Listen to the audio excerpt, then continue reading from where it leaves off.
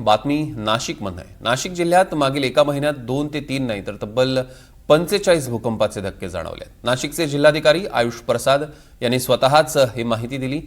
4 Richter स्केलच्या आत जरी हे सगळे धक्के असले तरी जिल्ह्यातील अनेक तालुक्यात हे धक्के बसतात। सर्वाधिक सुरगाणा तालुक्यात ते जाणवले आणि त्यामुळे नागरिकांमध्ये भीतीचं वातावरण आहे। दिंडोरी पेठ सुरगाणा भागामध्ये काही जमिनी, घरं, शाळांना तडे गेलेत। याबाबत तज्ञांच्या मार्गदर्शनाखाली अभ्यास केला जातोय। संबंधित यंत्रणांना आवश्यक सूचना जिल्हाधिकाऱ्यांकडून देण्यात आल्या।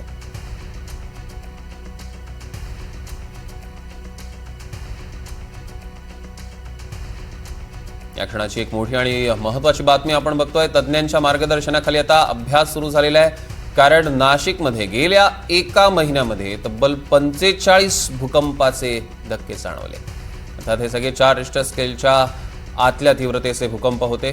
मात्र आपण बघतोय अनेक भागांमध्ये घरांना तडे गेलेले आहेत, मोठं नुकसान देखील झालेलं आहे। आपण दृश्य देखील बघतोय, गेल्या एका महिन्यातलीच ही दृश्य आहेत, नाशिकमधली आहेत।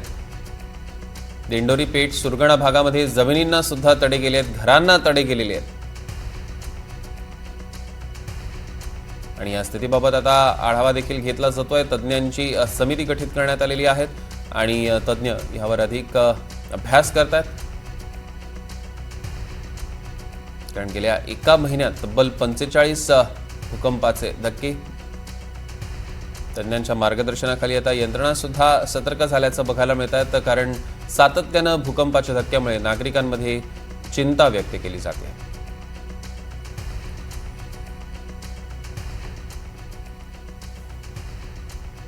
कुठल्याही बिल्डिंगला या भूकंपानंतर त्याला जो आधीपासून रेड मार्क होते तेच राहिलेलं आहे। या भूकंपानंतर कुठल्याही बिल्डिंगला कुठल्याही प्रकारची नाही झाली। काही बिल्डिंग्सला जो नुकसान झालेलं आहे ते नुकसान सुपरफिशियल आहे, म्हणजे ते फक्त काही ठिकाणी वॉल पुट्टी निघाली होती, काही ठिकाणी काही भिंताला काही हे झाले होते, काही ठिकाणी जरासं सिरियस होते। त्याची एक व्यवस्थित पंचनामा करून त्याच्यामध्ये अगर ते SDMA आणि NDMAच्या गाईडलाईन्सप्रमाणे कुठल्या प्रकारचे नुकसान भरपाईसाठी पात्र असेल तर त्याचा प्रस्ताव तयार करण्यासाठी स्थानिक प्रशासन म्हणजे तहसील कार्यालयाला सूचना देण्यात आलेला आहे आणि या संदर्भामध्ये ते करत आहे। दुसरी गोष्टी, लँडस्लाईडचे जमीन कोसळण्याचे काही घटने, मायनर घटने 2-3 ठिकाणी आपल्याला दिसून आलेले आहे। त्या ठिकाणी करेक्टिव्ह मेजर्स जो काही घ्यायचे आहे ते आपण घेतोय। त्या कुठल्याही हॅबिटेशनला याच्यासाठी म्हणजे धोकादायक झालेला नाही असा आपला प्राथमिक अंदाज आहे। PWD GSI geological survey of India विभिन्न ठिकाणी सर्वेक्षण करत आहे।